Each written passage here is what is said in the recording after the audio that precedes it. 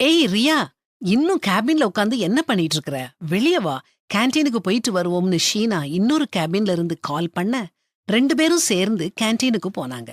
கேண்டீன்ல உட்கார்ந்து சாப்பிட்டுக்கிட்டு இருந்த பெண்ண பார்த்து ரியா புன்னகைக்க, அந்த பெண்ணும் சிரிச்சா. ரியாவும் ஷீனாவும் டேபிள்ல உட்கார்ந்த உடனே ஷீனா ரியா கிட்ட, "உனக்கு அவங்கள தெரியுமா? அவங்க யாருன்னு?" கேட்டா.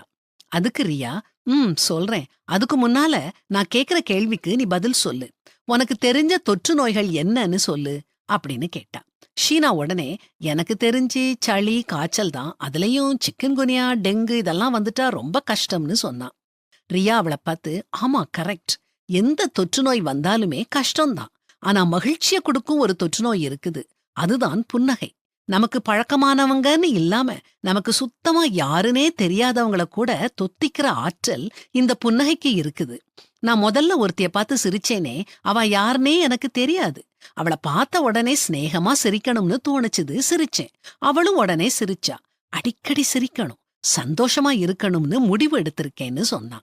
ஆமாங்க, ரியா சொல்றது உண்மைதான். டாக்டர்ஸ் இத உறுதிப்படுத்துறாங்க. பிரபலமான பர்மிங்ஹாம் பல்கலைக்கழக மருத்துவ ஆய்வு அறிக்கையில, மகிழ்ச்சியோட இருப்பது நோய் எதிர்ப்பு சக்தியை அதிகரிக்குது. அதோடு மன அழுத்தத்தை உண்டாக்கும் ஹார்மோன் சுரப்பதை குறைக்கும்னு தெரிவிச்சிருக்காங்க.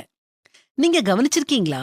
திருமணமோ திருவிழாவோ எந்த ஒரு நிகழ்ச்சியிலையும் சந்தோஷமா சிரிச்சுக்கிட்டு இருக்கிறவங்கள சுற்றி 4 பேர் இருப்பாங்க.